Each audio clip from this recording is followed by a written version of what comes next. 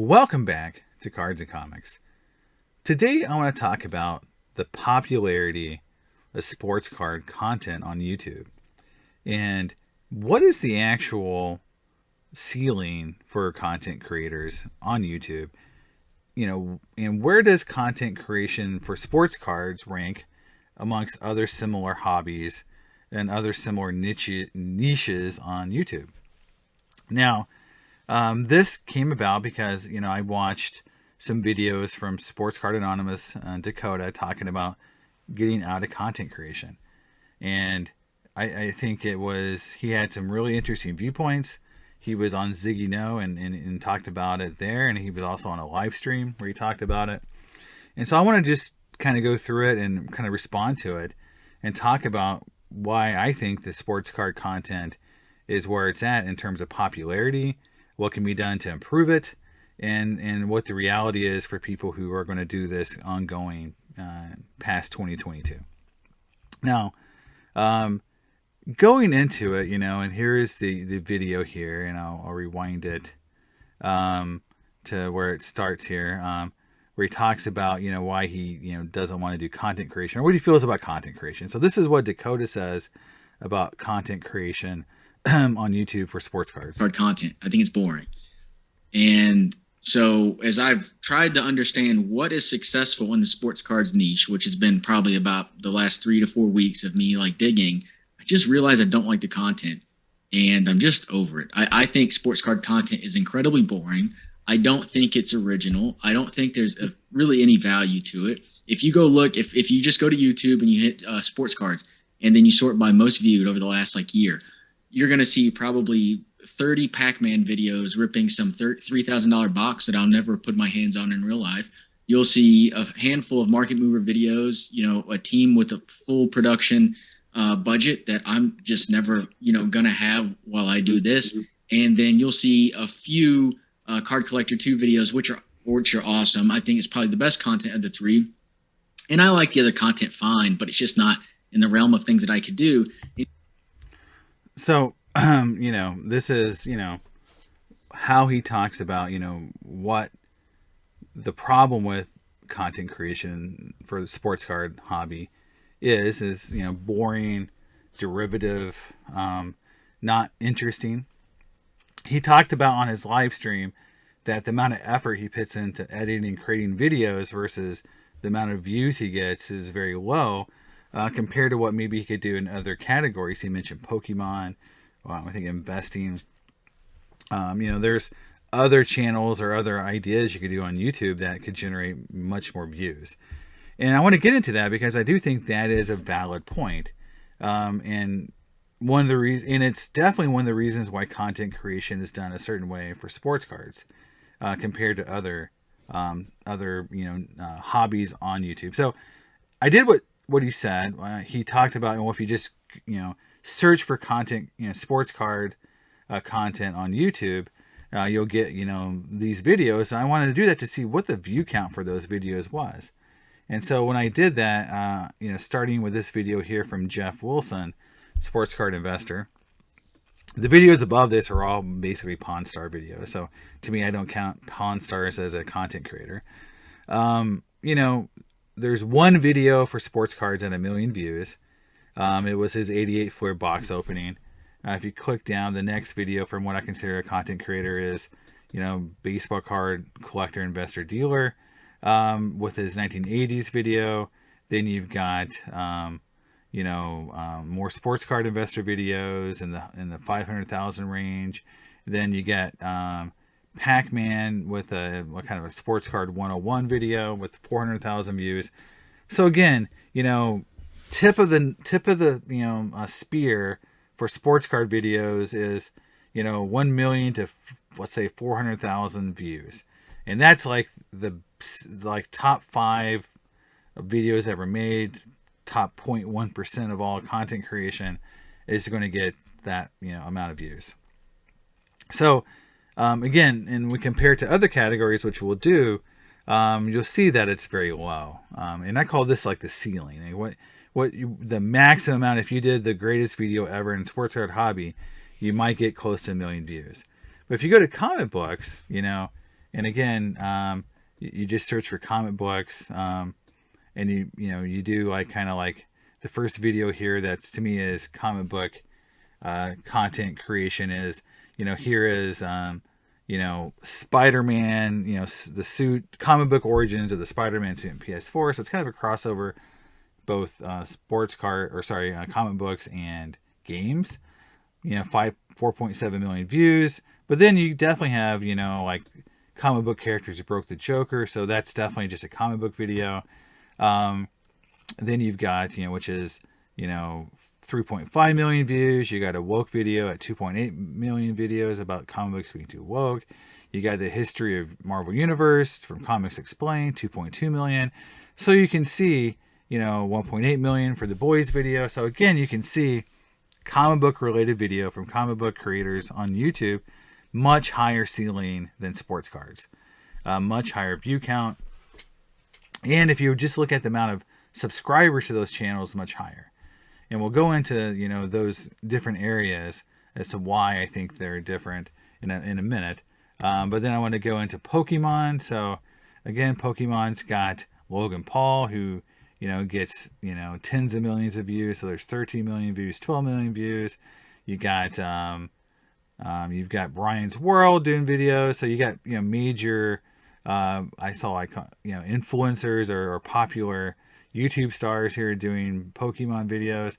But even when you get down to just regular content creators, that aren't famous, you'll definitely see, some of these videos do get up to the millions of, views. And so I do think, like Real Breaking Nate, did a video that got 3.4 million. You've got Leonhardt, which is kind of an OG Pokemon creator, with videos in the millions. So this definitely shows that there is a higher ceiling for Pokemon there is for comics and cards.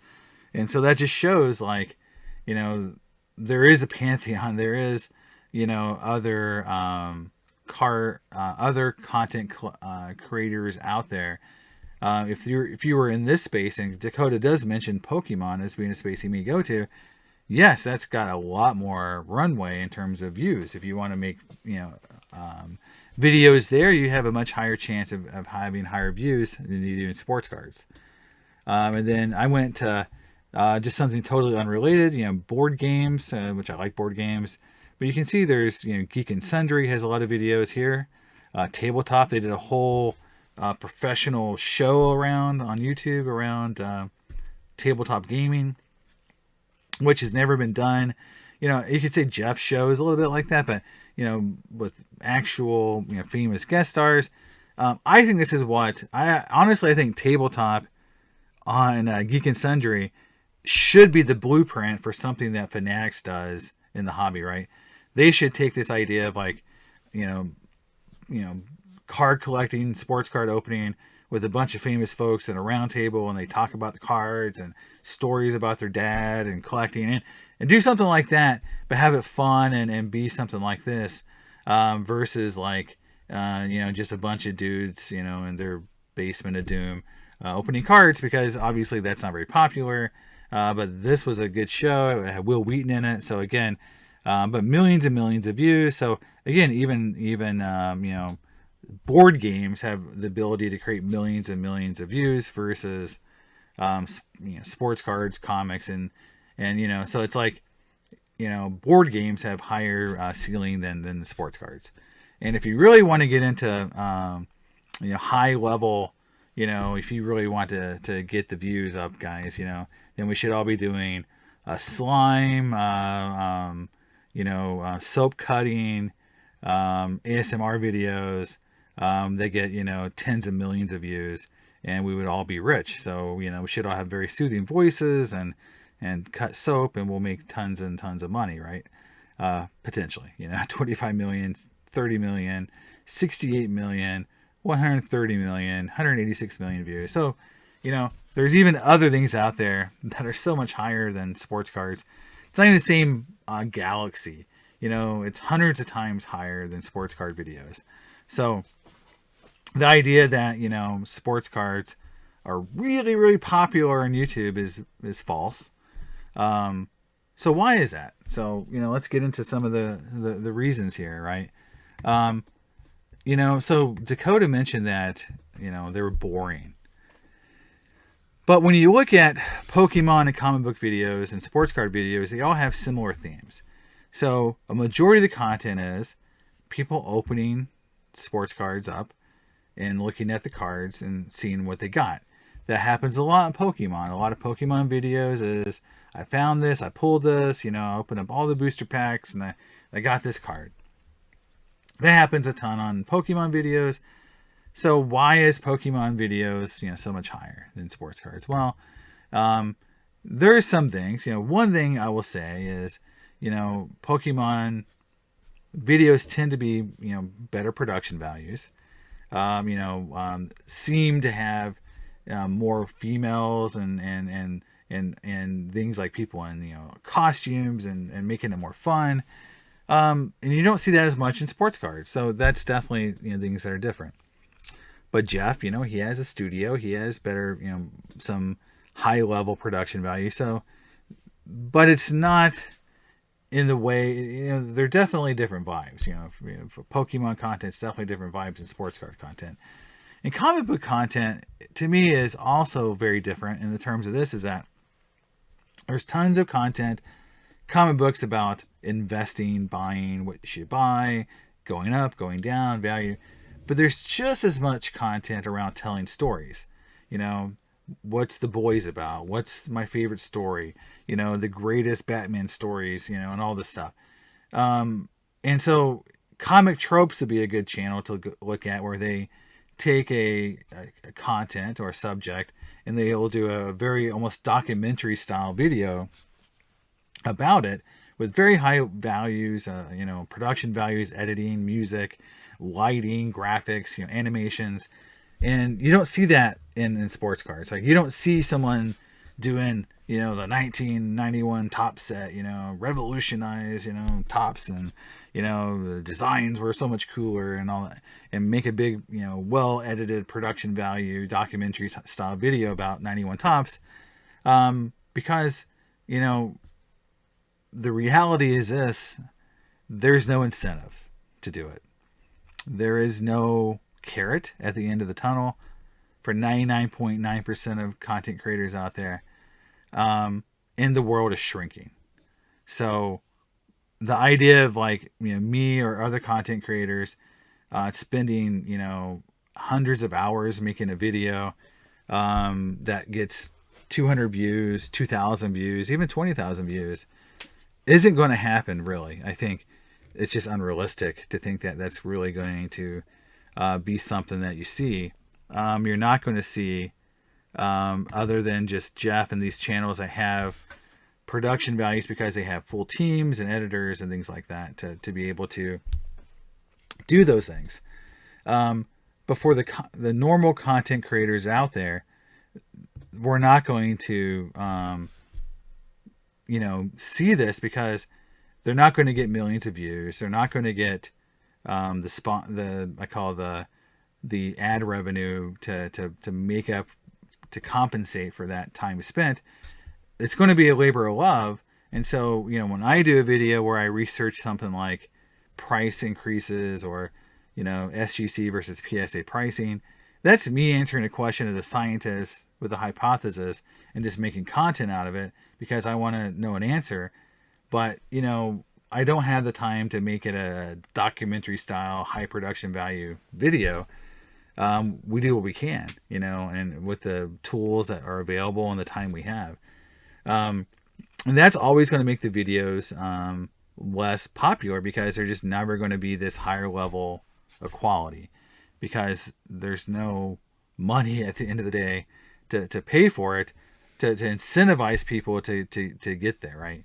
And that's really a lot of it. The other thing too is, you're seeing a lot of channels going to sponsorships, right? You're seeing, not a ton, but this idea of sponsorships, and a lot of people are upset about that, right? And again, I don't have a problem with sponsorship if you handle things right.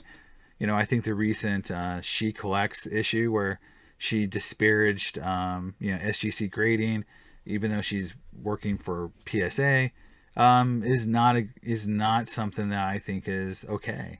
I don't think you would want to do that if you were working for a company, to disparage a competitor on a, as an influencer, or in a video, without being very, very disclaimer heavy and talking about what you're doing, because it just seems disingenuous. And there's something in, what we call implied claims, or in the legal terms, even if you don't say it explicitly, you're implying it, and a reasonable consumer or a reasonable person could see that you're implying that SGC grading isn't good, or isn't very good compared to PSA. And being a PSA employee, saying that in a video without disclaimers, or very obvious disclaimers, is just not a good look. So that kind of content creation around having sponsorships, or working for companies like that is not great. That's not what I think is good for the hobby. But these guys, like Sports Card Dad, Dustin getting SGC sponsorship, Card Shop Live sponsorships, it's because the monetization of videos on YouTube aren't going to pay the bills, or even compensate for much at all. What probably people are spending, or the time spent to create whatever content they're doing, especially someone doing daily videos like he is. So it makes sense. What I will say is that window for content creators to get sponsored is going to close pretty soon. Fanatics is going to come in, I think, and it's going to sponsor some channels. It's going to make, they're going to be a kingmaker. They're going to king make breakers. They're going to king make distributors, and they're probably going to king make content creators. And it'll be a very small list, and then everyone else will be kicked to the curb. So 99.9% of us are going to be on the outside looking in. And so then we'll just have to do this because we like to do it, and we want to do it, and we love to talk to people and have conversations about the hobby. And at that point, I know there's like Chris from Card Ladder was complaining that the YouTube content creators don't do enough analytics, and they don't do a good job making the videos look cool. We're not bringing investors into the hobby. Well, we don't have time to do it. Really, that's our job to do that, with 150 views per video, even thousands of views per video.